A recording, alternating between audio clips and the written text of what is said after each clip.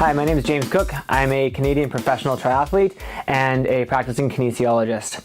Last time I talked to you, we were talking about anterior pelvic tilt and the ramifications that it has to our sporting career as athletes, and how we could correct that by moving our pelvis into a posterior tilted position. I also mentioned in my blog post, if you read on my website, about how the causes of anterior pelvic tilt are typically a weak gluteal group and a tight hip flexor group.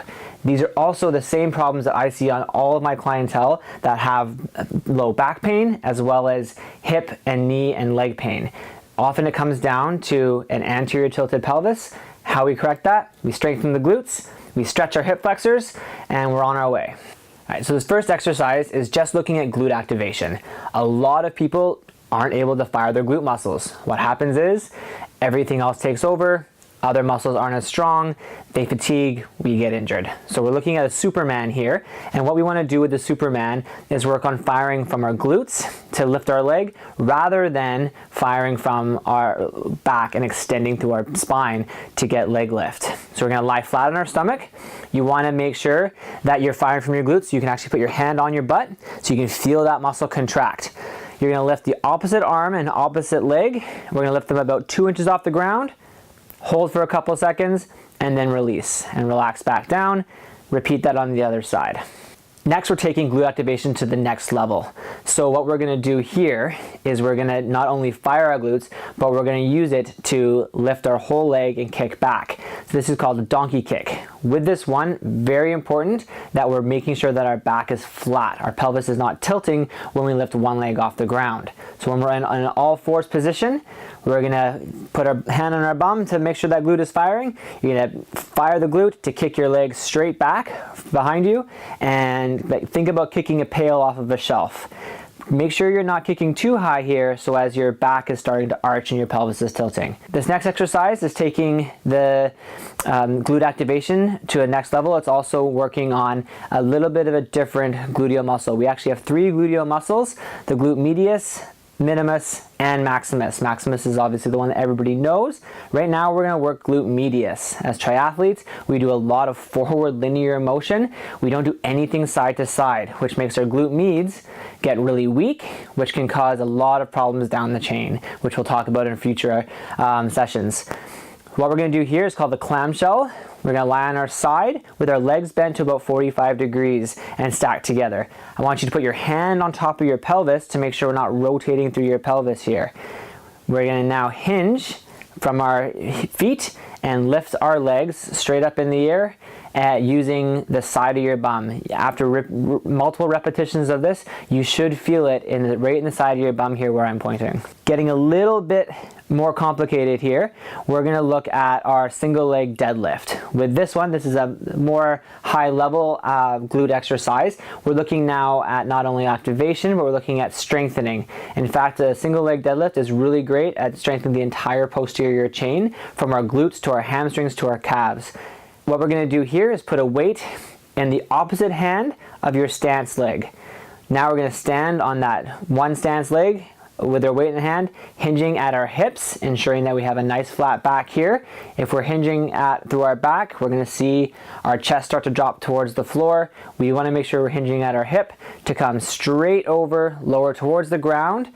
Once you get to the lowest point before you have to bend through your back, you're going to push your weight through your heel to right yourself all the way back up, making sure to squeeze your bum at the top. This last one here is one of the most complicated glute exercises. What we're going to do is a single leg squat.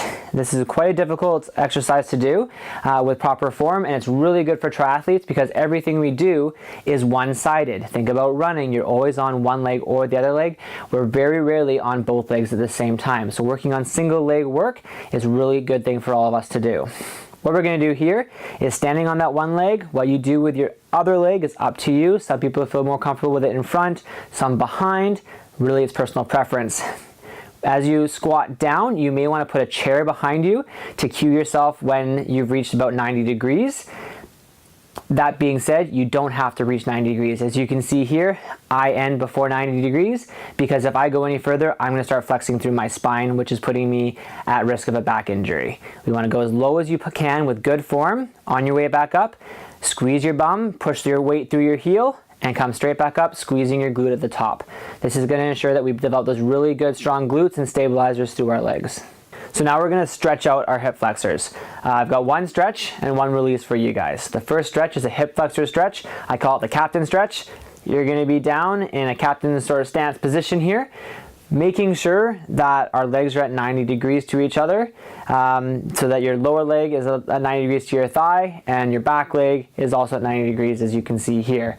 Sitting up nice and tall, puff that chest out, think about that posterior tilt that we're working on, and then what we're going to do is try to tilt our pelvis backwards there and just gently slide your body weight forward until you feel a stretch through the side on your side of your groin there. It shouldn't be right in the groin, it should be right beside and on the front of your thigh.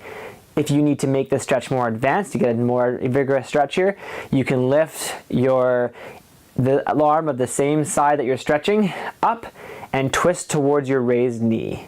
Next, we're going to release our hip flexors. So we can do this in a couple of different ways. One with a foam roller, where we're rolling the front of our thigh, and we want to preference a little bit on the inside, not right on the groin muscles though, but a little bit to the inside of the thigh there.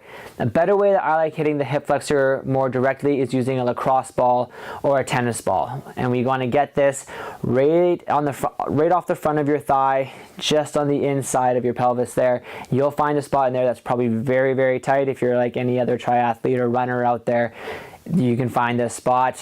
What you want to do when you find that jumpy spot is put as much pressure as you possibly can onto the ball that you're using, thinking about breathing and relaxing. It seems counterintuitive because you're going to be in a lot of pain, but we want to get rid of that pain by breathing and focusing on releasing that muscle group. Try to relax on these ones. It's not meant to be tightening everything up, you're meant to relax.